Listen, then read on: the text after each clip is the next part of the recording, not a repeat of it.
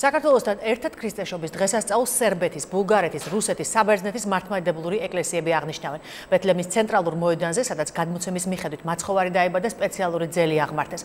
მაცხოვრის შობის ტაძარში კი ქრისტიანებთან ერთად დღესასწაულს მუსულმანებიც შეხვდნენ. ეკლესიაში პალესტინის ლიდერი მაჰმუდ აბასიც მივიდა. თამთა რუხაძე გვიამბობს, როგორ შეხვდა მართლმადიდებლური სამყარო მაცხოვრის შობას.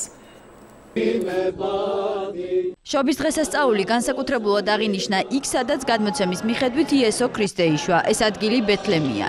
შობის ტაძარში ტრადიციულად სადღესასწაულო მსახურება იერუსალიმის პატრიარქმა თეოფილოს მესამემ ჩაატარა. მას პალესტინის ლიდერი მაჰმუდ აბასიც ესწრებოდა. ადგილობრივებთან ერთად შობის ტაძარში მოსახვედრად მდინარე იორდანეს დასავლეთ სანაპიროზე ათასობით ტურისტი ჩავიდა.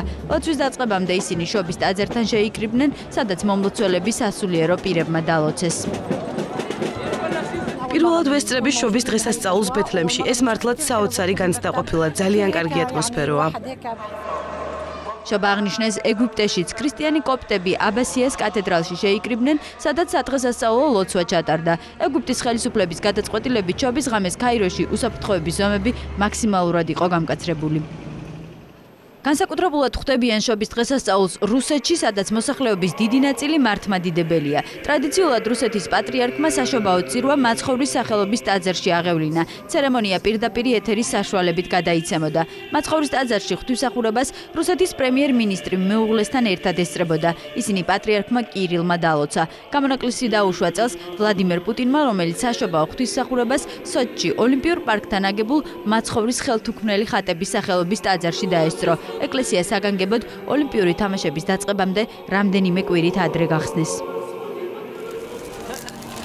განსაკუთრებულად აღნიშნავენ ამ დღეს სერბეთში. ტრადიციის მიხედვით შობის წინა დღეს ოჯახის უფროსი ტყეში მიდის და მუხის ტოტს ჭრის, რაც მაცხოვრის დანახავად მისული მწყემსების მიერ მიტანილი ტოტების სიმბოლოდ აღიქმება. წინა წლის მუხის ტოტები კი, რომელიც მთელი წლის განმავლობაში შენახული აქვთ, ეკლესიის ეზოში მიაქვთ და წვავენ.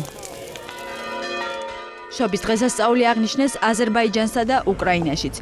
სომხეთში კი ქრისტესობა ერთი დღით ადრე 6 იანვარს იზეიმეს. მართლმადიდებელ ქრისტიანებს ქრისტესობა რომის პაპმა წმინდა პეტრეს ტაძრიდან მიულოცა.